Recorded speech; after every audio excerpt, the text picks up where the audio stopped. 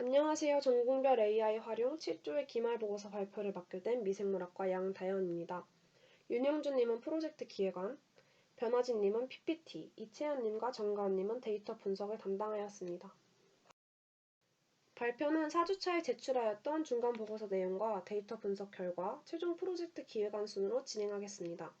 활동 3-2와 3-3, 3-7, 3-8은 이미 중간보고서에 나와 있는 내용이고 정보가 너무 많아 시간 관계상 간단히 설명하고 넘어가도록 하겠습니다.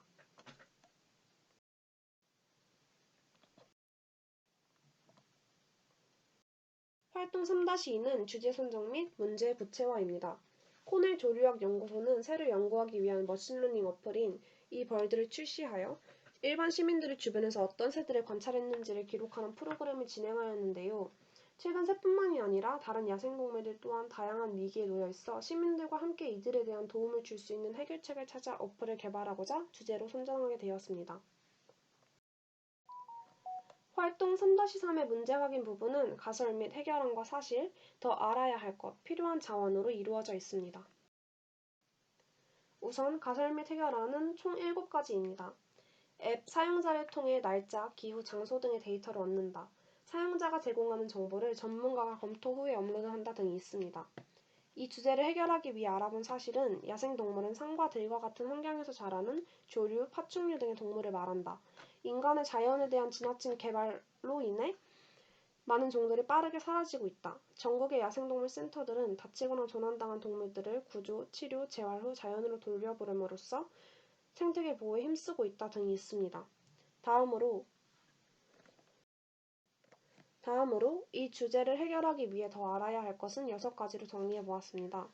첫 번째는 야생동물 서식지 보전의 강화입니다.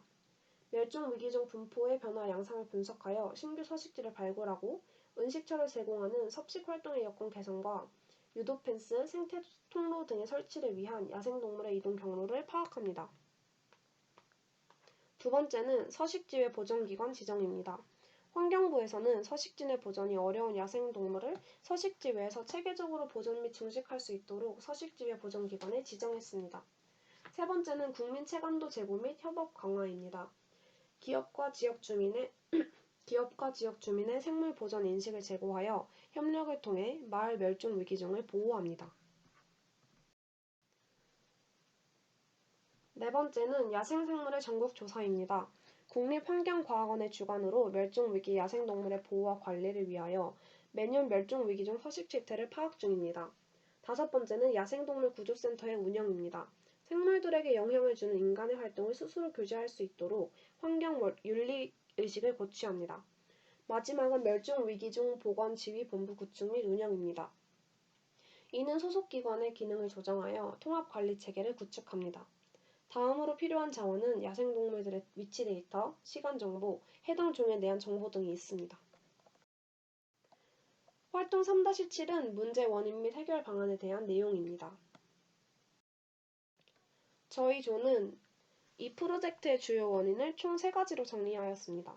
첫 번째는 로드킬입니다. 로드킬은 무분별한 개발로 훼손된 서식지와 먹이 감소로 살아갈 터전을 잃은 야생동물들이 도로로 내려오면서 발생합니다.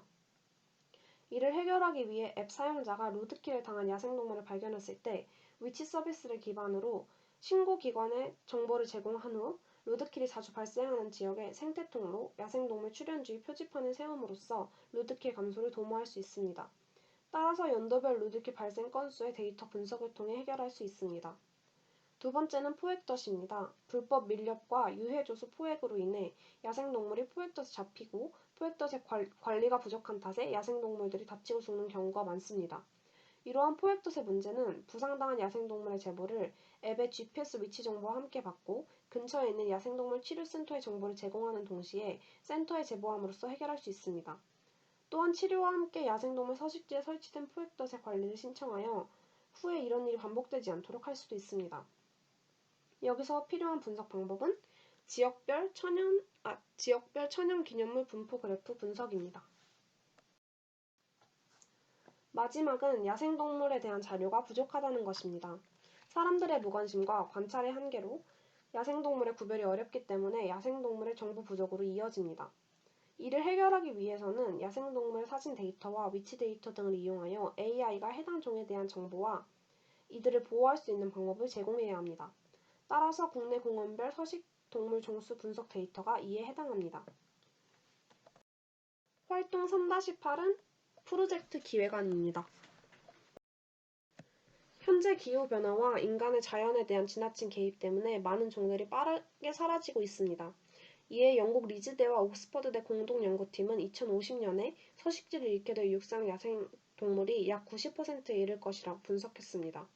야생동물의 위기는 단순히 몇몇 종의 위기가 아니라 지구 전체 생태계를 향한 위협이므로 더 늦기 전에 해결 방안을 찾아야 합니다. 따라서 저희 7조는 야생동물이 위기에 처한 원인을 알아보고 보호할 수 있는 방법을 알려주는 앱을 만드는 것을 목표로 합니다. 야생동물이 위기에 처한 원인들 중 로드킬, 포획덧, 야생동물 정보 부족을 중점적으로 하여 개선 방법을 찾고 이를 적용했습니다. AI의 머신러닝을 통해 정보를 수집하고 야생동물을 만났을 때 보호 방법, 위치 데이터 등의 정보를 알려주도록 했습니다. 어플 제작을 통해 로드킬, 포획덫으로부터 야생동물을 보호하고 이로 인한 야생동물의 개체수 감소를 막을 뿐만 아니라 야생동물에 대한 정보를 제공하고 야생동물 보호의 중요성을 알려 이들과 공존하는 세상을 만드는 것이 최종 목표이자 예상 결과입니다.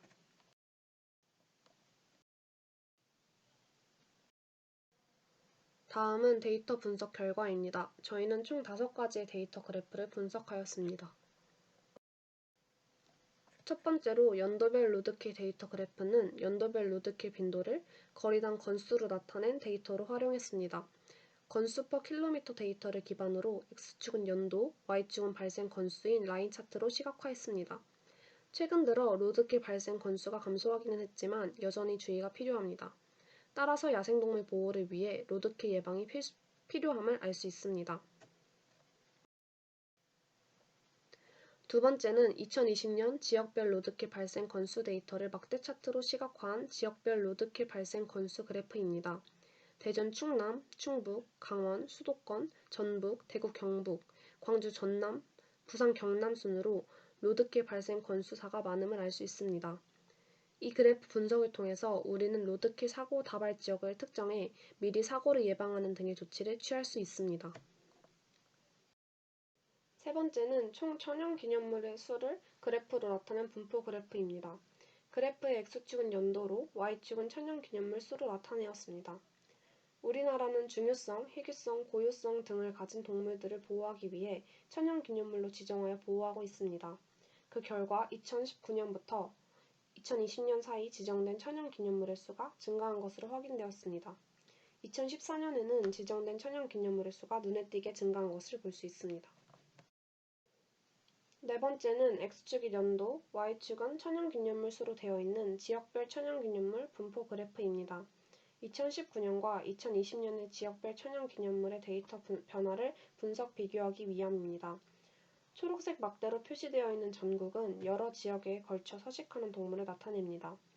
위의 그래프를 살펴봤을 때 여러 지역에 걸쳐 서식하는 동물의 수가 압도적으로 많고 다음은 전남, 제주, 강원, 경기 등의 순으로 많습니다.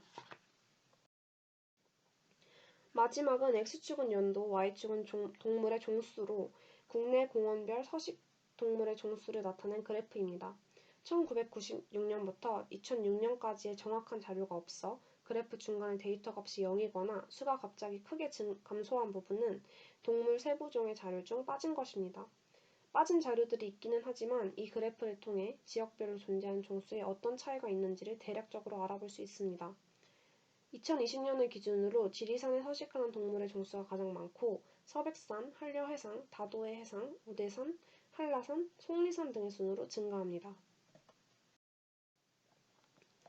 마지막은 최종 프로젝트 기획안입니다. 이 슬라이드에 나와 있는 내용은 데이터 분석을 위한 자료 수집과 데이터 탐색 및 시각화를 통해 변수 간의 상관관계를 나타낸 것입니다. 데이터를 모두 모아 종합해보자면 지역별 천연기념물 수와 국내 공원별 서식동물 종수의 사이에 상관관계가 있다고 보기 어렵습니다.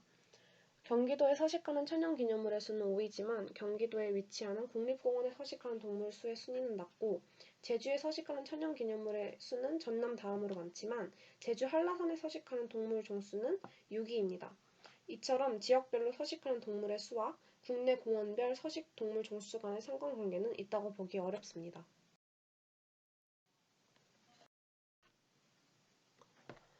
마지막으로 인공지능 활용 방안입니다. 데이터 탐색 결과 국내 공원별 서식하는 동물의 수는 공원별로 1,500에서 5,000여 종으로 상당히 많은 것을 알 수 있습니다.